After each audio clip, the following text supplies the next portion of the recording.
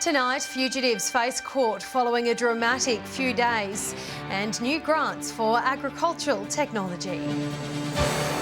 From our 7 Spencer Golf studios, your nightly news with Louise Huber begins now. Good evening. 2 fugitives have today fronted the Port Augusta Magistrates Court over a multi-day pursuit that ended in the early hours of yesterday morning. The pair seen driving erratically in the state's far north and have been charged with a raft of offences.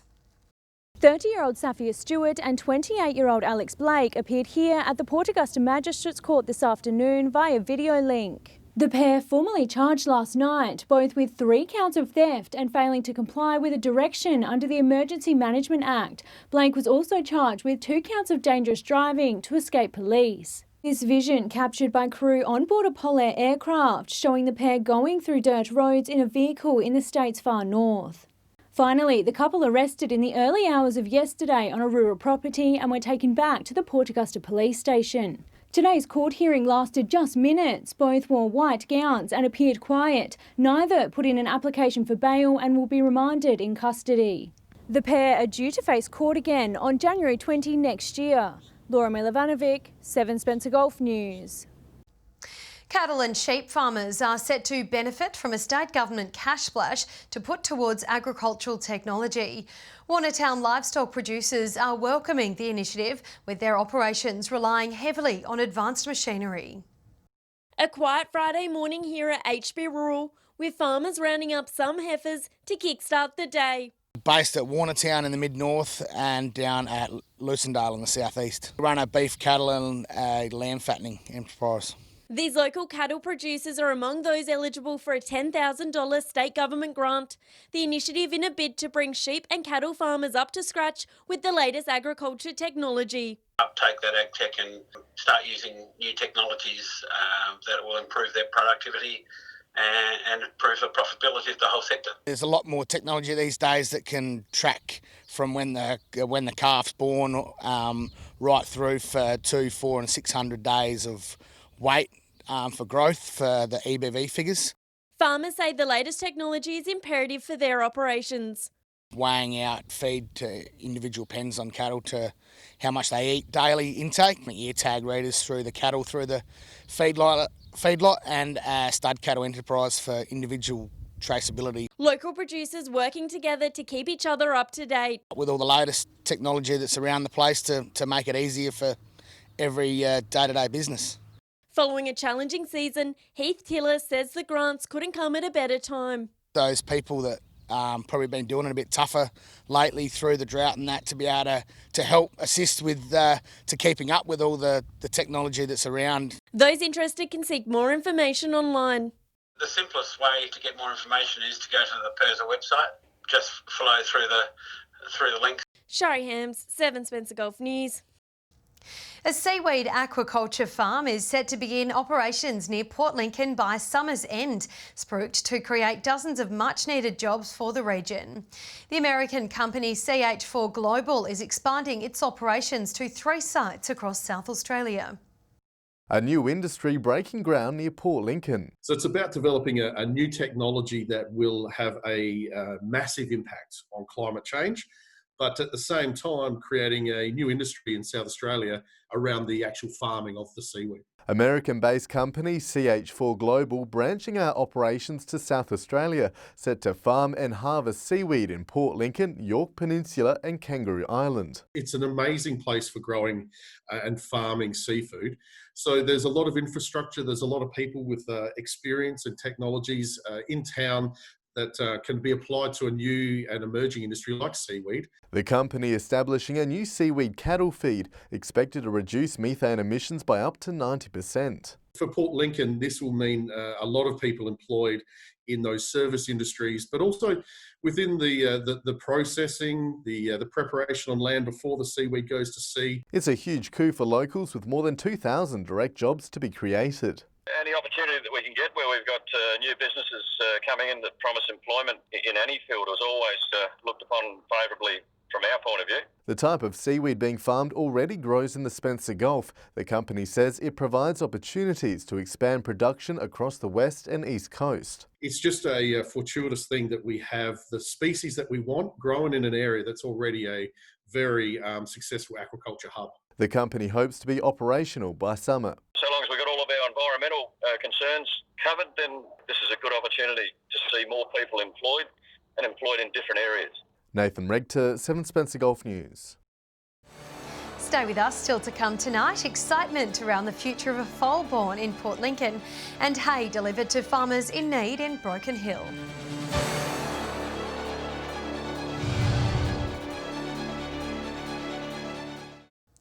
Hello again. 2 UniSA graduates have received awards this week for finishing their teaching degrees with the highest GPA in the program.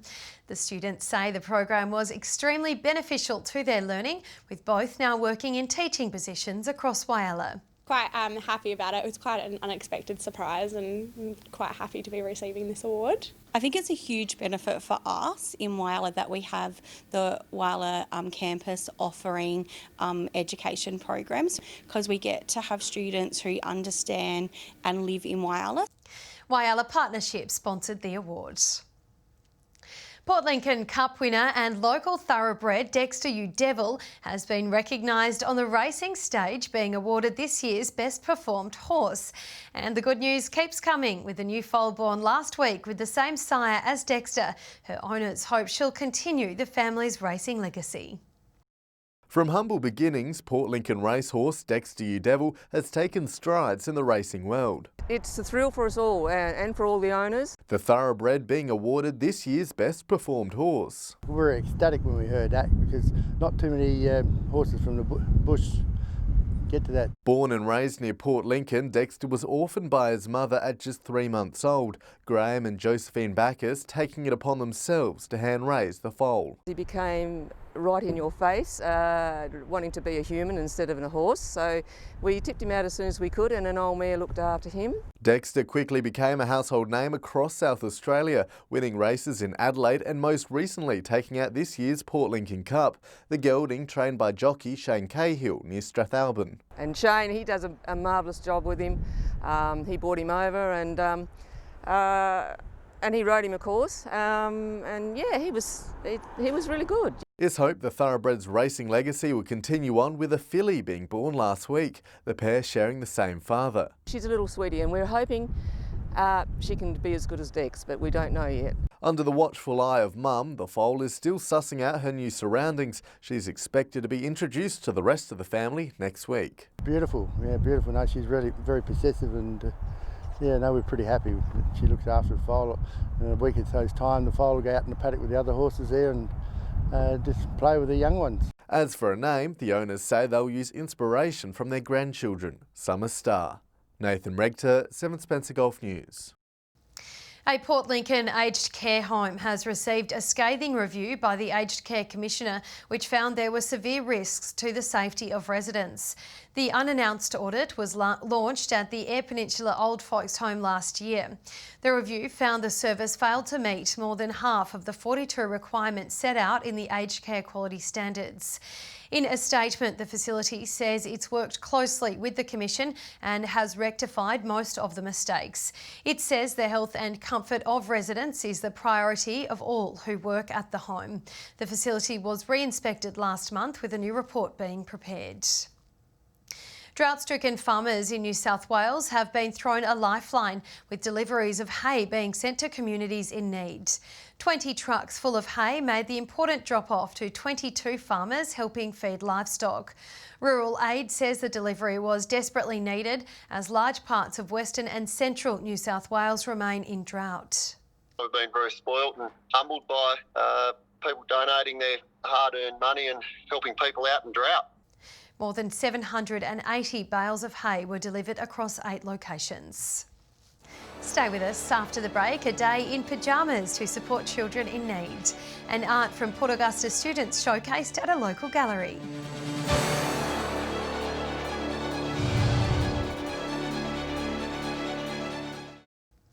Welcome back. Students at Solomontown North Primary School wore their best pyjamas to school today to raise money for children in foster care.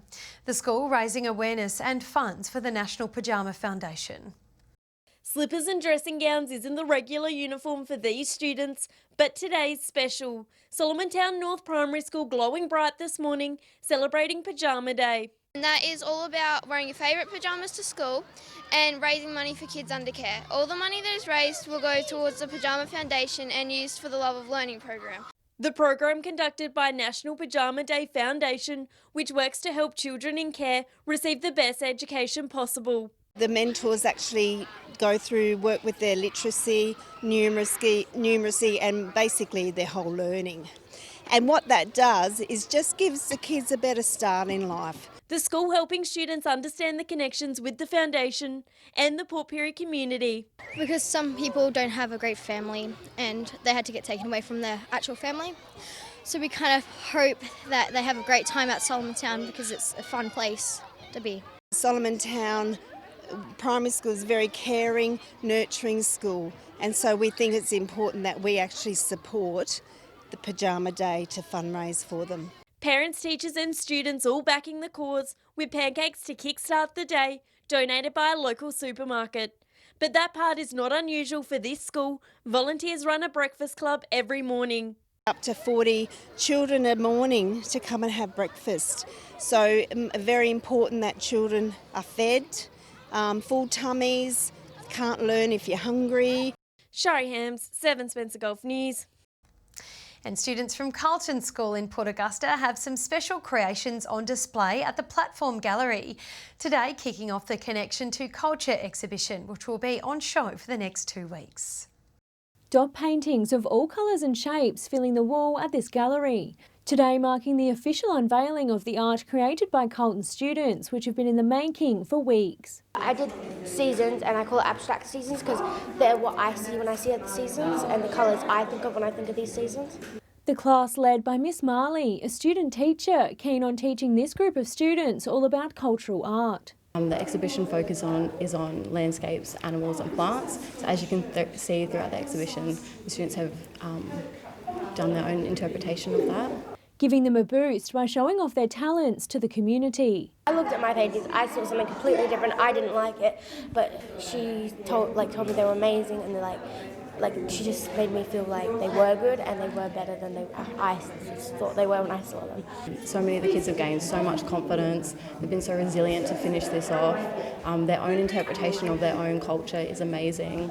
The 2-week exhibition in the hands of the teens. Look what they can do. It's only been 6-7 weeks that we've done all of this work in, and they've planned, organised, curated their own exhibition. Like, who can do that? Showing that art can be something to look to in the future. Through this exhibition, I've hopefully shown them that, if they want to do art as a career pathway, it's 100% possible for them. Laura Milovanovic, 7 Spencer Gulf News. With plans released for the proposed export facility at Port Augusta's old power station site, the consultation period is now open for residents to have their say on the project. Plans and information on the site can be found at the City Council office. The Station Commission Assessment Panel is taking submissions until September 25. Despite being COVID-free for more than 5 months, coronavirus testing and screening numbers continue to rise in the Far West. The local health district revealing another 400 tests were conducted in the region in the past 7 days. Residents praised by health officials for staying safe and getting checked. In total, 115,000 COVID-19 screenings have been carried out since the pandemic began. More than, 1 in 4 person is getting tested across the region, which is a, really good strike rate. About, 25-30% is good. Those residents needing to travel interstate can now find all information on the Health District's website. Stay with us. After the break, we'll have tips from the footy experts and the weather with Brit.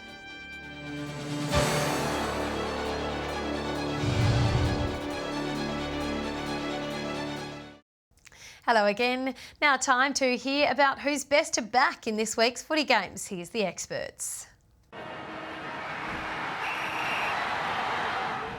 Welcome to Port Lincoln Footy Tips and round 10, week before finals. We kick things off at Wongaree, where Marble Range are hosting Tasmans. This is going to be a ripper game. Marble Range are in red hot form and Tasmans only dropped the 1 game all year. This one's probably going to come down to the wire like most games this year, but I'm going to tip Marble Range at home by 10 points. In the next game, we got Boston's hosting Lincoln South at Poole Oval. Lincoln South are in the finals. Boston's are yet to win a game. I can't see Boston's winning this game. Lincoln South should win this one and really show what their finals footy is about. Tipping Lincoln South to win this one by a lot. The final round of SGL football this weekend, and boy, the season has gone quickly. West Augusta travel down to the Port Pirie Oval tomorrow to take on the Lions. West Augusta playing for pride because they can't make the finals. Lions will be hoping to win and also hoping for a South Augusta loss so that they can claim the second semi-final next weekend. And I'll go for the Lions anyways. Ports travel up here to Port Augusta on Saturday, tomorrow, and they take on the ladder-leading South Augusta side. I think South Augusta got too much to lose if they do lose this game, so I'll tip the South Augusta Dogs. Last round of matches coming up in Whyalla football this weekend, and we've got a huge game on Saturday at Bennett Oval. It's South Whyalla versus North Whyalla. Put simply, the winner plays finals and the loser misses out. North should be favourites in this game. They beat South easily last time they played, but South will be full of confidence given they don't play finals too often, but I think it'll be the Magpies. Other game on Saturday at Memorial Oval will be Central Whyalla versus Roona Bay. This will just be a finishing off the season with a good win for Centrals. And finally on Sunday, it's West Whyalla versus Rapina. Funnily enough, these two teams will play each other again in 7 days' time in the first semi-final, but I think West will remain undefeated for season 2020. And for a look at your local weather over the next few days, here's Britt. Thanks, Louise. It's looking to be a mostly sunny weekend, but we'll have more on that in just a moment. But first, let's take a look at today. Maximum temperatures sat around the average, with Port Augusta and Whyalla both recording highs of 23 degrees, and it reached 22 at Woodner today. Broken Hill and Port Pirie both recorded tops of 21 degrees. It reached a top of 20 at Kadina and Cleve, with a high of 18 degrees at Port Lincoln and Coffin Bay.